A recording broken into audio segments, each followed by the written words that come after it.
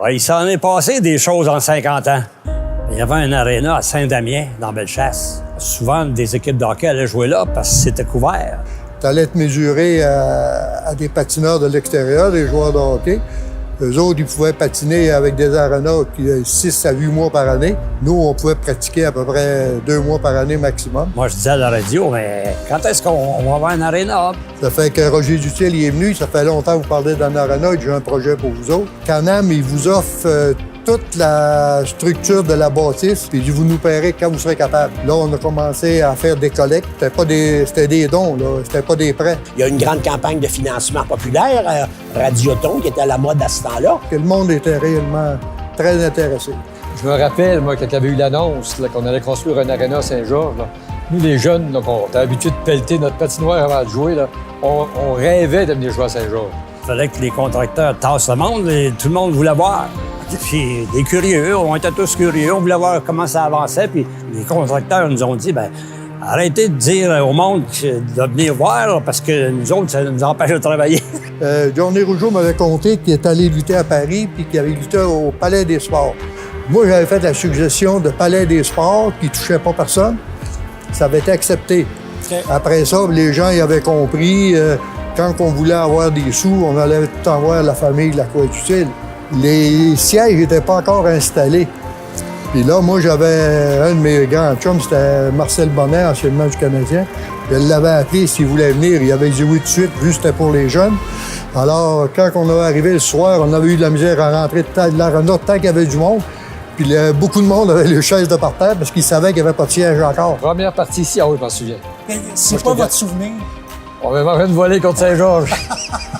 Mais on était à l'intérieur, ça nous a aidé à digérer la défaite. Trudeau était un politicien à cette époque-là très différent. Il avait beaucoup de charisme. C'était quelqu'un qui attirait les gens. Okay? Et moi, je me souviens, j'étais à l'entrée quand il est passé et tout ça, et les gens lui criaient pour lui serrer la main et tout, puis il se prêtait beaucoup au jeu à ce moment-là. D'habitude, le Canadien, il allait jouer à Québec, au Colisée, quelque chose comme ça, mais là, qu'on réussisse à le décrocher à Saint-Georges, ça avait été très spectaculaire, ça avait été fort agréable. Oui, je me rappelle, Maurice Richard était là, puis on avait une très belle organisation. Le grand souvenir que j'ai des Jeux de 74 dans cette enceinte-ci, c'est la cérémonie d'ouverture et la cérémonie de fermeture. Okay? C'était plein à craquer, il n'y avait pas une place de libre, les gens debout. On refusait même du monde à l'extérieur. Il y avait aussi du ballon-ballet là, dans ces années-là. Là. Le mardi soir, ici, c'était le ballon-ballet. Je me souviens aussi des tournois là, de hockey et de ballon-ballet de 24 heures, qu'on commençait à jouer à 3 et 4 heures du matin. On était fait fort. Mais le souvenir marquant que j'ai, c'est la toute première partie, Richard. Je vois encore le cadran qui indique 19 minutes 52 secondes. En 8 secondes, mon Globensky est sur la glace pour la mise au jeu. Garneau se garoche sur Globensky, la bagarre générale. Globensky avait une tête un peu à la boule noire. Exact. Des poignées de cheveux sur la glace arrachées avec James Troy et tout ça. C'était des bonnes années. Il y avait une bonne rivalité Saint-Georges-Beauceville. C'était du hockey intense? C'était très intense, oui. C'était surtout beaucoup alimenté aussi par Jules Bernier à radio. Et vous aimiez mettre un peu d'action à travers tout ça? Un peu? Beaucoup. Beaucoup? Ben là, il craquait le monde, hein? OK. Ça fait que là, ça venait voir le match, venait voir qu'est-ce qui se passait. Les chicanes, les bagarres avec Sainte-Marie, Beauceville, Saint-Prosper. Ça se parlait fort dans l'entrée. Ça brassait autant sur la glace qu'à la glace. Oui, oui. Les gens m'en ont voulu un bout de temps, mais ils se sont aperçus que c'était pour remplir les arénas. Exactement. On faisait du monde. Fait que j'ai pu organiser des combats de lutte. Et étant donné que j'avais des bons contacts, j'avais les meilleurs au monde. Jonathan, les frères Leduc, Jean Ferré, Carpentier, je pouvais les avoir presque à toutes les semaines. Je disais à Paul-André Busque, on va organiser des galas de boxe. On avait notre vedette, c'était notre ami Nadeau, qui était le meilleur boxeur de la Beauce. Fait que Réal Nadeau, c'était notre vedette pendant plusieurs galas. Mais le dernier combat, j'ai dit à Réal, on va te donner 2000$. Fait qu'on a rempli ça ici, il y avait des gens, ces poutres en haut, partout, dans les escaliers. Moi, quand je suis arrivé à l'automne, j'ai fait l'école de hockey. Après ça, je m'occupais des stations patinage, je coachais les atomes. L'année 78-79, la première édition des Condors collégiales 3A. avait été recruté à l'époque là, par Jean-Charles Gravel.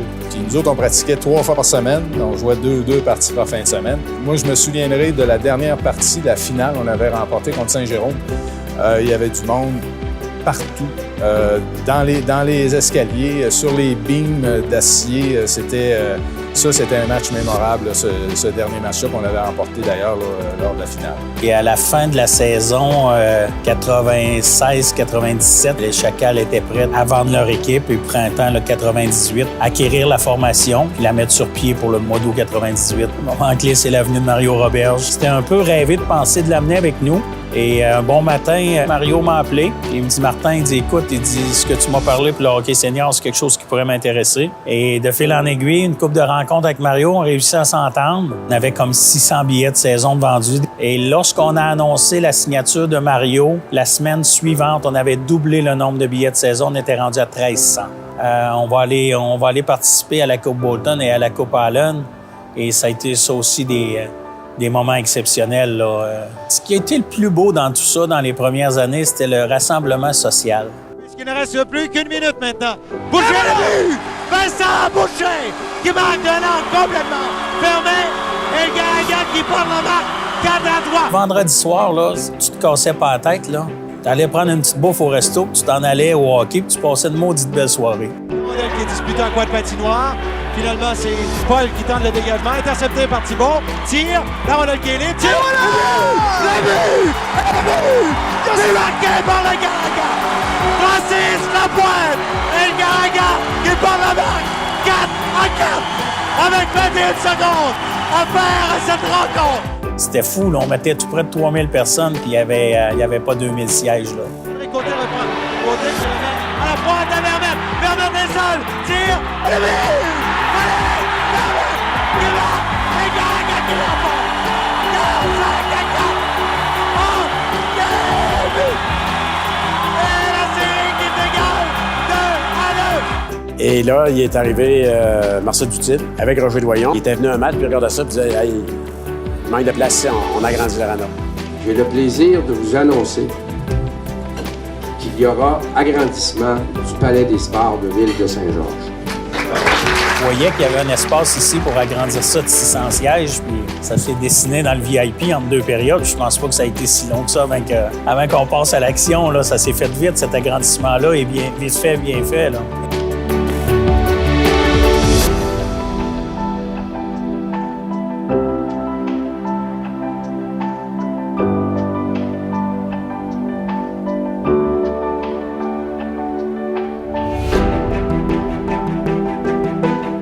Le tournoi Comrie, première édition 1950, ça se jouait sur les terrains de l'OTJ ici à Saint-Georges. En fait, c'est les terrains où est située l'aréna, peut-être plus au niveau du terrain de balle. Et puis en 1968, ben là, c'était la première édition. Et si on se fie aux éclaireurs de l'époque, il y a eu 8000 personnes lors de la première édition. Il faut se rappeler qu'à l'époque, le tournoi Comrie, c'était une seule journée. C'était une journée, il y avait 16 équipes. Et puis, on couronnait les champions à la fin de la journée. Mais c'était vraiment l'arrivée des entreprises. Lorsque le tournoi a changé pour tournoi d'entreprise, c'est là que vraiment le tournoi a pris son envol et on a eu une inscription record de 76 inscriptions juste pour une année. Ça, c'était en 2010. Et puis, c'est là qu'on poussait pour avoir la deuxième place. Là. La construction de la deuxième place, justement, c'était la demande d'utilisation. D'abord, il y a eu à un moment donné, quelques années auparavant, une augmentation au niveau du hockey mineur des inscriptions. Beaucoup de temps de glace était demandé, des changements à la Fédération Hockey Québec. Et tout ça a fait qu'on manquait de glace. Et aussi, il y a les activités qui sont en dehors de la glace. Les expositions, Expo Habitat, entre autres. On a des spectacles avec les Amants de la Seine. Alors, parce que c'est un grand amphithéâtre, naturellement, mais le centre sportif, on peut dire qu'il est occupé à presque 100% de son temps. Nous autres, moi, j'étais pas là en 70. Il y a eu Johnny Hallyday qui est venu ici. La grande tournée au Kief avec René Simard puis Johnny Farago. Ils emplisaient l'arena avec ça. Mais plus récemment, les spectacles notoires, on a eu Éric Lapointe qui a fait Salcombe, qui avait une belle ambiance. On a eu les Morissettes sont venus dernièrement, Martin Matt. Mais je pense que lorsque Maxime Landry a fait partie de Star Academy et qu'ils sont venus faire leur tournée en 2009 de spectacle, Ils ont fait 5 spectacles ici. À guichet fermé, il y avait 2000 personnes à chacun des 5 spectacles. Le patinage artistique a pu tenir une compétition provinciale ici parce qu'il y avait 2 glaces. Parce que sinon, il n'y aurait pas pu. Il y a plusieurs années qu'ils souhaitaient l'avoir, mais ce n'était pas possible. Là. Ça prenait absolument les 2 glaces. Beaucoup de patineurs, de jeunes patineurs ont commencé ici, ils ont continué à évoluer.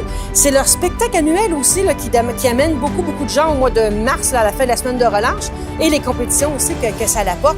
Là, on parlait de compétition provinciale, mais on parle aussi de compétition régionale ou interrégionale là, qui se passe ici. Ça amène du monde en ville. C'est ça que ça fait, un centre sportif rempli. De voir tous les jeunes qui avaient du talent puis qui ont pu aller jouer à l'extérieur. Puis il y en a qui sont allés dans la Ligue nationale, ainsi de suite. Puis plus ça va aller, plus qu'ils vont en avoir.